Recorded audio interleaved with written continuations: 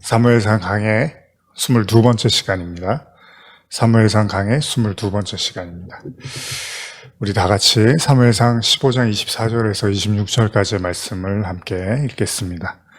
사울이 사무엘에게 이르되 내가 범죄하였나이다. 내가 여호와의 명령과 당신의 말씀을 어긴 것은 내가 백성을 두려워하여 그들의 말을 청종하였음이니이다. 청하오니 지금 내 죄를 사하고 나와 함께 돌아가서 나로 하여금 여호와께 경배하게 하소서 하니 사무엘이 사울에게 이르되 나는 왕과 함께 돌아가지 아니하리니 이는 왕이 여호와의 말씀을 버렸으므로 여호와께서 왕을 버려 이스라엘 왕이 되지 못하게 하셨음이니이다 하고. 자, 지난 설교 마지막에 우리가 왜 하나님의 명령을 사울이 어겼을까? 하나님이 모두 멸하라고 했는데 분명히 사울이 그걸 들었을 텐데 그럼에도 불구하고 왜 좋은 것을 따로 골라서 하나님께 드리려고 했을까? 그 이야기들을 우리가 한번 생각해 보자고 하면서 마무리를 했잖아요. 오늘은 지난 시간에 이어서 하나님의 명령을 어김으로써 하나님으로부터 버림받은 그 사울 왕에 대한 이야기를 이제 좀 더 나누면서 마무리를 하고자 합니다. 사실 우리를 당황스럽게 하는 건요, 사울의 죄가 어떤 의미에서는 그다지 커 보이지가 않는다는 거죠. 비록 하나님께서 전쟁을 통해서 아말렉 족속의 모든 것을 멸하라고 하셨지만 그 중에서 가장 좋은 것을 취해서 하나님께 드리겠다고 한 행동이 그토록 잘못됐는가? 그럼에도 불구하고 하나님께서는 가차없이 사울을 나무라십니다. 아니, 나무라시는 것만이 아니라 그냥 버리신다고 하죠. 그리고 이제 새로운 이스라엘의 왕을 준비하겠다고 말씀하십니다. 우리가 이전에도 여러 차례 나눴지만요, 항상 사울은 자기 딴에는 좋은 의도였는데 그런 의도로 한 행동이 하나님을 노엽게 만들더라는 거예요. 물론 여기에는 분명히 이유가 있을 거죠. 하나님도 사울에게 뭔가를 말씀하고 싶은 걸 거예요. 오늘의 본문은 사울이 왜 하나님의 명령을 어기고 멸하라고 말씀하신 모든 것 중에서 가장 좋은 것을 하나님께 드리려고 했을까? 말씀을 어겨가면서까지 여기에 대해서 말을 하고 있죠. 다시 한번 제가 현대어로 한번 사무엘상 15장 24절 25절 읽어드릴게요. 사울이 자기의 죄를 시인하였다. 내가 죄를 지었습니다. 내가 여호와의 명령을 어기고 당신의 지시를 따르지 못했습니다. 나는 우리 군인들이 두려워서 그들이 하자는 대로 했습니다. 그러나 제발 나의 허물을 용서해 주시고 우리가 함께 제물을 바치도록 나를 데리고 성소로 들어가 주십시오. 그렇습니다. 사울은 백성들을 두려워서 그런 죄를 저지르고 말았다고 말합니다. 백성을 두려워한 나머지 하나님의 말씀을 어겼다고 합니다. 자고로 임금은 백성을 두려워하는 게 마땅하죠. 백성을 두려워할 줄 아는 왕이야말로 진정한 백성을 섬기는 왕이라고 할 수 있겠죠. 근데 왜 하나님이 그런 백성을 두려워하는 마음으로 한 것에 대해서 하나님이 칭찬을 해주지 않냐는 거예요. 이유가 뭘까요? 계속 말씀을 읽어드리겠습니다. 사무엘상 15장 30절, 31절입니다. 사울이 이르되 내가 범죄하였을지라도 이제 청하옵나니 내 백성의 장로들 앞과 이스라엘 앞에서 나를 높이사 나와 함께 돌아가서 내가 당신의 하나님 여호와께 경배하게 하소서 하더라. 이에 사무엘이 돌이켜 사울을 따라가매 사울이 여호와께 경배하니라. 하나님의 메시지를 사울에게 전하였음에도 사울은 그걸 받아들일 준비가 되어 있지 못합니다. 그게 중요한 건 하나님의 의중이 아니라 백성들 위에 군림하고 싶은 왕이 되기를 원한 것이었잖아요. 그렇습니다. 가만히 생각해보면 사울이 하나님의 명령을 저버려서까지 백성들을 두려워했다는 거고, 그러니까 백성들을 단순히 존중했기 때문에 죄를 저지른 게 아니라 백성들의 왕이 되기를 원한, 그게 두려웠던 거잖아요. 그거 못할까봐. 사울의 목표는 너무 분명했습니다. 그거는 사실 백성을 두려워했다는 것도 그래요. 이전에 이제 사울의 맹세에서도 우리가 나눴지만은 갑자기 전쟁하는데 금식하라 그래갖고 백성들 막 힘들게 하잖아요. 그런 거 보면 그렇게 사울이 하나님이 시킨 맹세도 아니었고요. 그냥 혼자서 맹세를 해버리잖아요. 그런 거 보면 사울이 그렇게 백성들을 생각하는 사람인가. 그런데 오늘 말씀도 보면은 마치 그 백성들을 위하는 것 같고 백성들의 의중을 존중하는 것 같지만 사실은 사울이 정말 원하는 건 그냥 그 왕의 자리를 빼앗기고 싶지 않은 마음이었던 것 같아요. 그러니까 그가 백성들을 두려워했다는 말은 정말 그들을 사랑하고 아끼고 존중했다. 그런 의미보다는 계속 백성들에게 인기를 얻어야 되고 그래서 그들의 눈치를 봐야 되고 그런 마음 때문에 하나님의 명령도 무시할 수 있었다는 거죠. 실제로 사울은 다윗이 골리앗을 무너뜨리고 사람들이 막 환호를 하잖아요. 다윗이라는 하나님의 새로운 왕이 이제 등장을 하면서 사람들이 막 인정을 해주니까 얼마나 질투가 났는지. 그리고 나서는 다윗을 굉장히 공격하고 괴롭히잖아요. 그의 관심은 뭐였죠? 왕으로 사는 거였어요. 그렇기 때문에 지금 읽은 본문에서도요, 사울은 사무엘에게 아무 일도 없듯이 장로들과 백성들 앞에서 자신을 왕으로 인정해주고 늘 하던 대로 하나님께 경배하도록 해달라고 요청한 것이었습니다. 이제 여러분들도 어느 정도 이해가 될 수 있을 겁니다. 사울이 정녕 소중히 여긴 것이 무엇인가. 그러니까 이제까지 하나님의 책망을 받은 사울의 대부분의 문제는요, 바로 이렇게 왕이 되려 하는 사울의 마음에서 비롯되었다고도 볼 수 있다는 겁니다. 어찌 보면 사무엘상 강해를 시작하면서 우리는 엘리 제사장을 시작으로 아들들을 너무나 소중히 여김으로 하나님께 버림받은 엘리 제사장의 모습을 보았고요. 곧이어 하나님의 통치가 아닌 왕을 원했던 백성들의 요청으로 세워진 사울에 대한 이야기. 그러나 그 사울 역시도 하나님보다는 왕의 자리를 지키고 싶었던, 그래서 결국 버림받는 이야기를 보고 있습니다. 단순하게 말한다면요, 엘리나 사울이나 하나님보다 더 소중히 여기는 것들이 있었고요. 하나님은 엘리에게도 말씀하셨죠. 사무엘상 2장 30절입니다. 그러므로 이스라엘의 하나님 나 여호와가 말하노나 내가 전에 내 집과 내 조상의 집이 내 앞에 영원히 행하리라 하였으나 이제 나 여호와가 말하노니 결단코 그렇게 하지 아니하리라. 나를 존중히 여기는 자를 내가 존중히 여기고 나를 멸시하는 자를 내가 경멸하리라. 그렇습니다. 하나님은 일찍이 엘리에게 말씀하셨듯이 자신을 존중하는 자를 존중할 것이고 멸시하는 자를 멸시하시겠다고 말씀하셨고요. 결국 엘리에게나 사울에게나 동일하게 그 일이 현실이 되어버린 겁니다. 그러니까 결과적으로 사울의 문제 역시도 하나님을 멸시하는 죄를 범하게 된 것입니다. 물론 하나님께서 사울을 버리셨다고 당장 그의 목숨을 빼앗아 가시거나 그를 왕의 자리에서 무력으로 쫓아내신 건 아닙니다. 그는 여전히 하나님의 말씀을 듣고도 사무엘을 설득해서 자신과 하나님과 아무런 문제가 없는 것처럼 백성들 앞에서 해달라고 요청을 합니다. 어찌 보면 이런 모습은 하나님께 더 화를 돋구는 일이 될 수도 있겠죠. 어쩌면 그렇게 하나님으로부터 버림받았다는 메시지를 듣고도 아랑곳하지 않을 수 있을까? 그에게는 그다지 대수로운 일이 아닌 것처럼 보인다는 거죠. 그러니까 그가 드렸던 맹세라든지 제사라든지 이런 걸 하나님이 불편하게 생각하신 이유가 있다는 거예요. 누구에게나 그런 것처럼요. 나에게 이익이 되는 사람한테는 되도록 애쓰고 노력하고 굳이 그렇지 않은 사람한테는 신경 쓸 필요가 없다. 이런 생각을 하는 사람들이 있죠. 어쩌면 이제 사울은요. 이제 하나님 눈치를 볼 필요가 없어요. 아예 이제 하나님이 너 이제 왕 되는 거 내가 버렸어 이러니까 아 그래요? 그럼 저도 이제 신경 쓸 일이 없네요. 그동안은 어떻게든 그 왕의 자리를 지켜보려고 하나님께 소위 알랑방구를 꼈는데 이제 하나님이 그냥 버렸다고 하니까 그럼 뭐 저도 더 이상 하나님께 아쉬울 게 없네 뭐 이런 모습처럼 비춰지더라는 거예요. 예수님을 팔려고 생각했던 유다의 계략에 대해서 예수님이 네가 날 팔자라고 하니까 유다가 뒤도 안 돌아보고 예수님을 팔러 나간 것처럼 자신의 마음을 들켜버린 사울 역시도 이제 굳이 하나님의 눈치를 볼 필요가 없다는 겁니다. 어차피 사울에게는 하나님은 안중에도 없었는지도 몰라요. 이게 참 안타까운 얘기죠. 우리는 잘 생각해야 되는 거예요.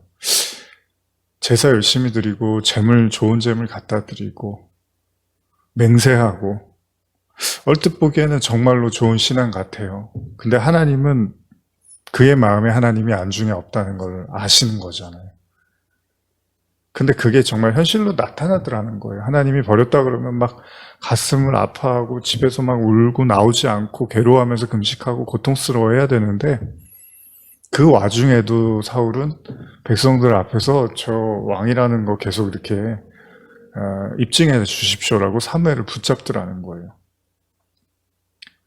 그러니까 사람들은 잘 그걸 모르지만 하나님은 그냥 너무 빤히 보이는 거예요. 그 사람이 지금 사울이 왕이 되고 싶은 그 자리 지키고 싶은 거, 그것 때문에 신앙생활을 한 거예요, 쉽게 말하면. 그래서 인간 누구나 왕이 되고 싶어 하죠. 아니, 왕처럼 살고 싶겠죠. 만약 그런 마음이 전혀 없다고 생각하면, 나는 그런 욕심 없어. 근데 여러분, 최소한 여러분들이 원죄가 뭔지를 아신다고 그렇게 쉽게 말을 못 한다는 거예요.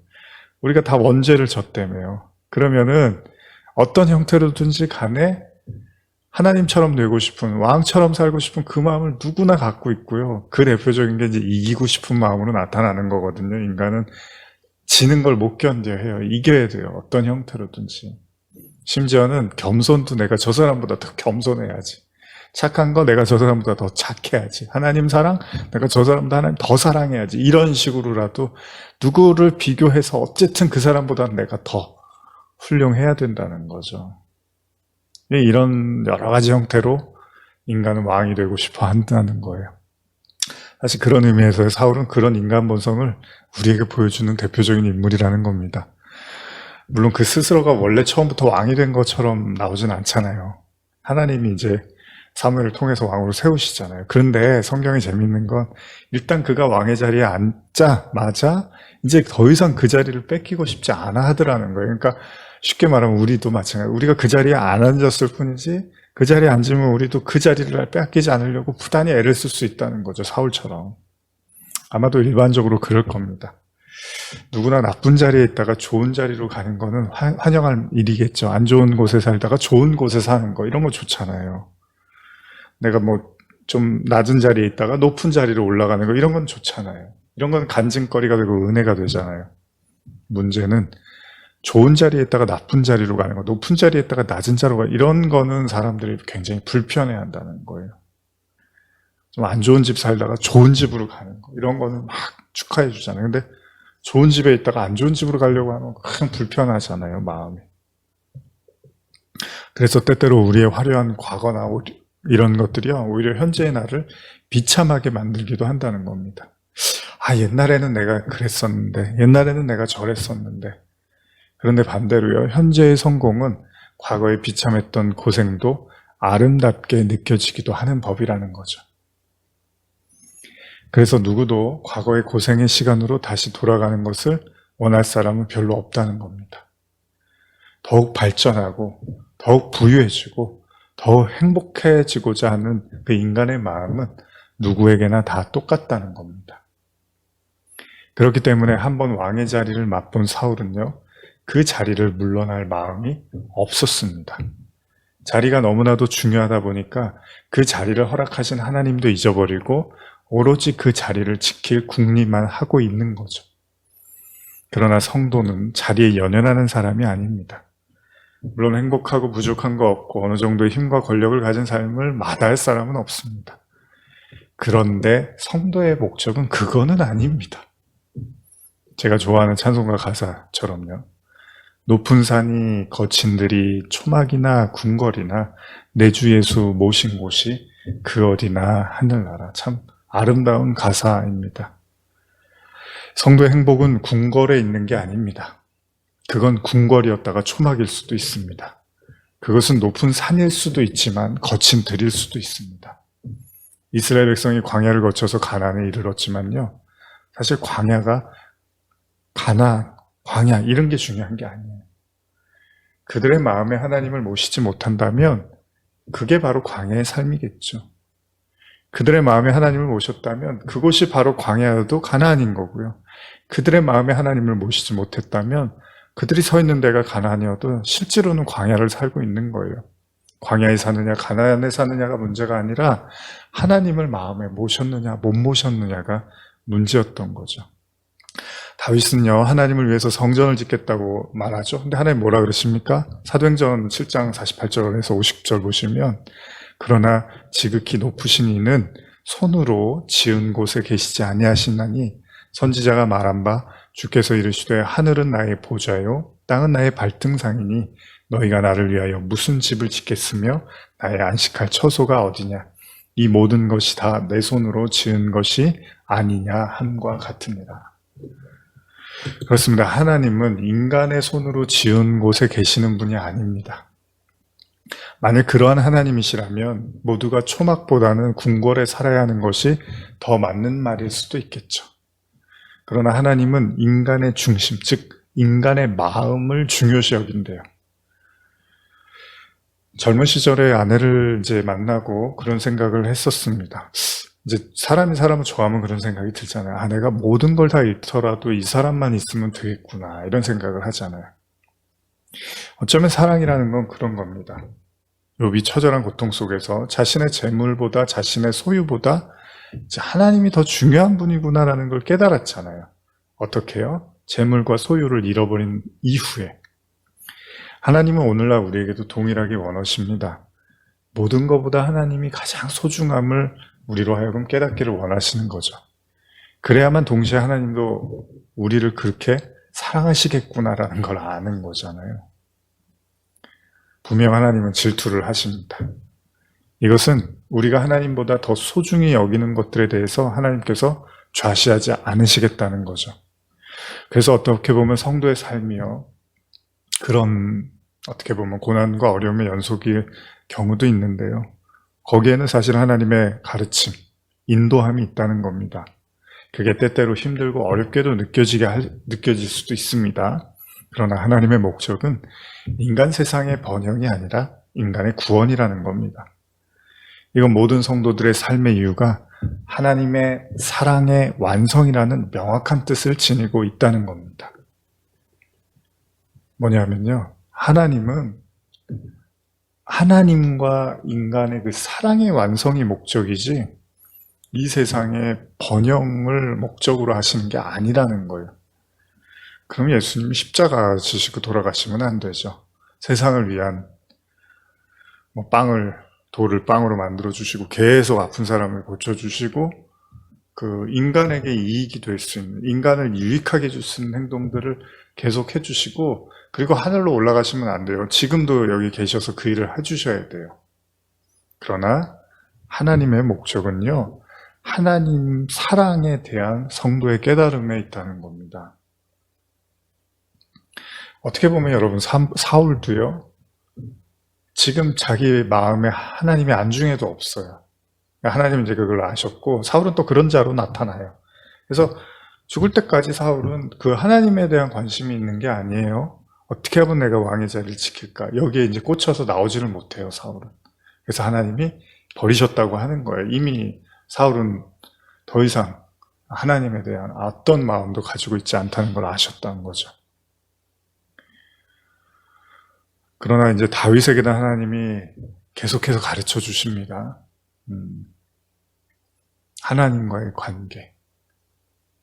그러니까 성도는, 택하심을 하나님이 받은 하나님의 성도는, 자녀는 우리도 똑같아요. 처음엔 사울의 자리에 있어요. 그러나 하나님이 계속해서 이제 그 하나님과 우리와의 그 사랑을 계속 깨닫게 하시기를 원하는 거죠. 그러니까 성도의 삶은 처음에는 그렇게 세상을 바라보다가 나중에는 오로지 그 하나님과의 그 관계에 모든 초점을 맞춰서 살게 되는 거죠.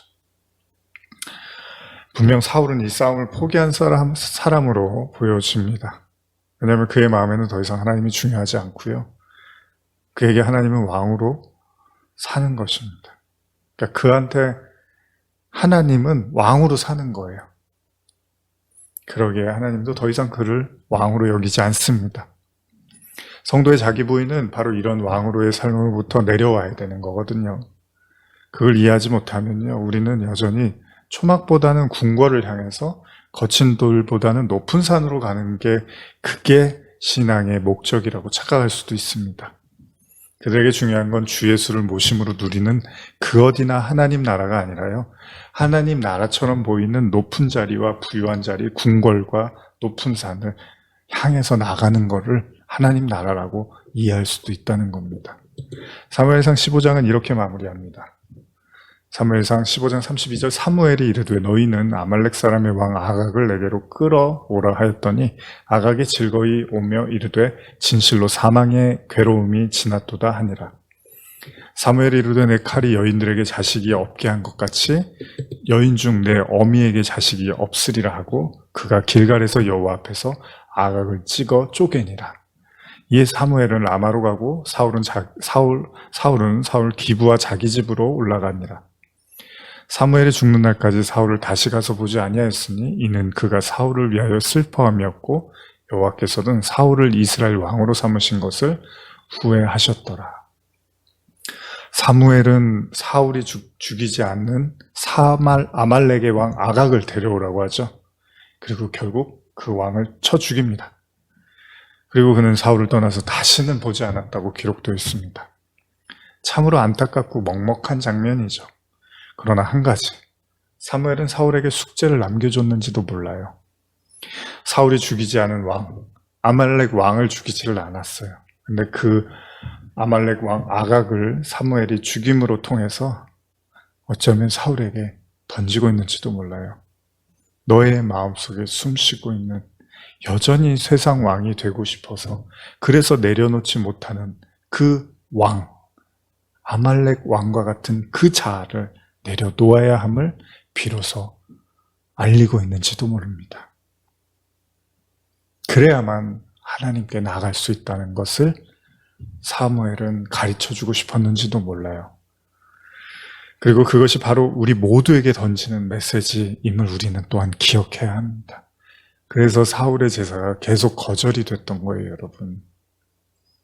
우리 안에 있는 왕을 내려놓으라고, 그게 제사를 지내는, 그게 제사의 목적이잖아요. 우리를 부인하는 거.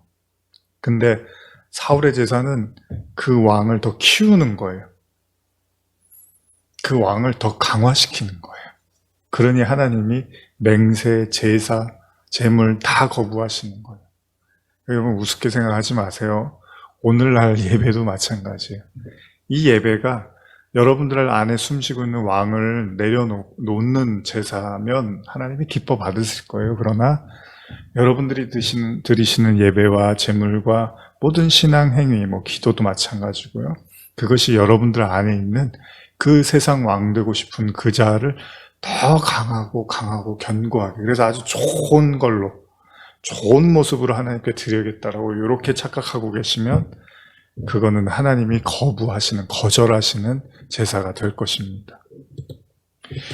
물론 사울은 마지막 순간까지 그 숙제를 해결하지 못한 것으로 보입니다. 그는 마지막 순간까지 왕의 자리를 하나님보다 더 소중히 여겼습니다. 그러나 사울과는 대조되는 또 다른 한 인물, 이 이야기를 하면서 이제 마무리를 하고 싶은데요. 우리가 잘 아는 출애굽기에 모세 있잖아요. 모세는 어땠죠? 그는 왕실의 자리에서 내려와서 광야로 도망치는 삶을 삽니다. 그는 자신의 동족의 박해를 그냥 지켜볼 수가 없었고 이로 인해서 그는 순식간에 애굽의 왕자의 삶에서 광야를 떠도는 양치기가 되고 맙니다. 히브리서에서는 이렇게 기록하고 있는데요. 현대어 히브리서 11장 24절에서 26절입니다. 모세가 어른이 되었을 때 애굽 왕의 손자로 불리는 것을 거절한 것도 그에게 믿음이 있었기 때문입니다. 모세는 잠시 동안의 쾌락을 위해 죄에 빠지기보다는 하나님의 백성과 함께 고난을 나누는 길을 선택한 것입니다. 애굽의 모든 보화를 소유하는 것보다는 장차 오시기로 약속된 그리스도를 위하여 고난받는 편이 훨씬 낫다고 믿었던 것입니다. 하나님께서 그에게 주실 큰 상을 더 바란 것입니다. 그렇습니다. 세상 왕이 되고 싶어하는 바로 그 자리에서 하나님은 모세를 부르시고요. 그에게 광야의 삶을 허락하십니다. 누구나 이기고 싶고 누구나 높은 자리에 앉고 싶고 누구나 다 성공하고 싶고 부유해지고 싶고 매한가지겠죠. 그러나 하나님은 그 자리에서 내려오게 하십니다. 바로 모세를 부르셨던 것처럼 말입니다. 어쩌면 이는 동일하게 우리가 겪어야 되는 신앙의 여정인지도 모릅니다. 근데 진짜 왕자가 되는 거는 세상 왕의 자리에서 내려온 자들입니다. 그들이 진짜 하나님의 자녀, 하나님의 아들들, 그들이 바로 왕자가 되는 거죠.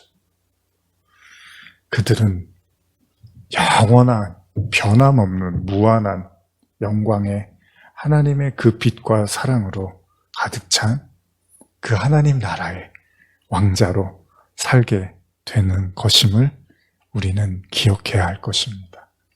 왕자, 공주 다 마찬가지입니다. 이것은 오로지 우리와 하나님과의 진정한 사랑의 관계에서만 가능해지는 것입니다. 이 말씀을 듣는 모든 분들을 축복합니다. 기도하시겠습니다. 하나님 감사합니다. 우리의 모든 왕이 되고 싶은 우리의 자아가 내려지고 영원한 하나님의 왕자로, 자녀로 살게 하여 주시옵소서. 예수님의 이름으로 기도드립니다. 아멘.